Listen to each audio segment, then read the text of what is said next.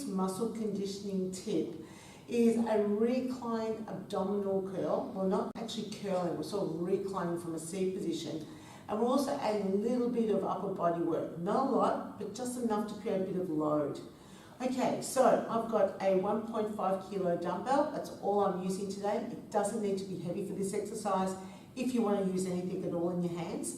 Also, if you're a group fitness instructor, just be mindful that some people will go too heavy and won't be able to maintain the core activation while they're doing this particular exercise.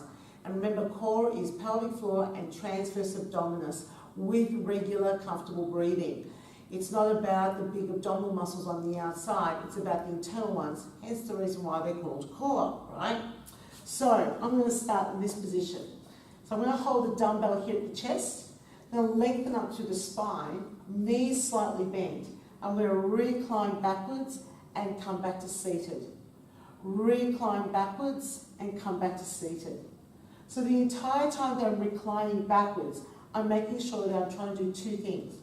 Breathing out as I go back, lifting my pelvic floor as I go back, and releasing as I come up, and drawing in my lower abdomen as I go back, and releasing it as I come up.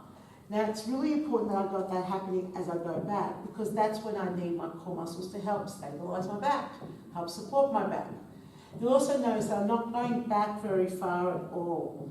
So I'm not going all the way down to the floor and then trying to come back up again. Yep. I'm just reclining back slightly and lifting up.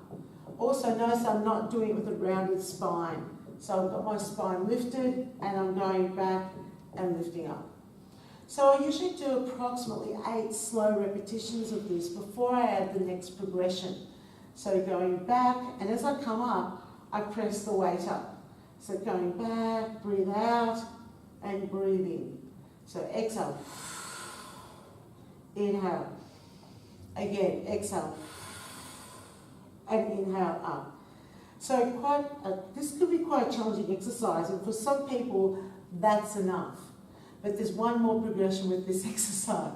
So we're going to start moving the leg. So as I go back, I extend the leg out, and as I come up and lift the dumbbell up, I bring my knee in. So breathing out, breathing in, breathing out, breathing in.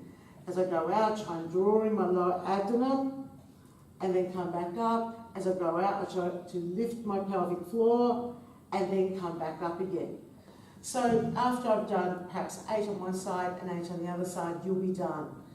For some people, they might also feel this a lot in the hips. So if you're a group fitness instructor and that's the case, then what I recommend is put the weight down, get them to do that movement with some assistance with their arms. So their upper body is going to assist them with doing this movement and take the load out of the legs.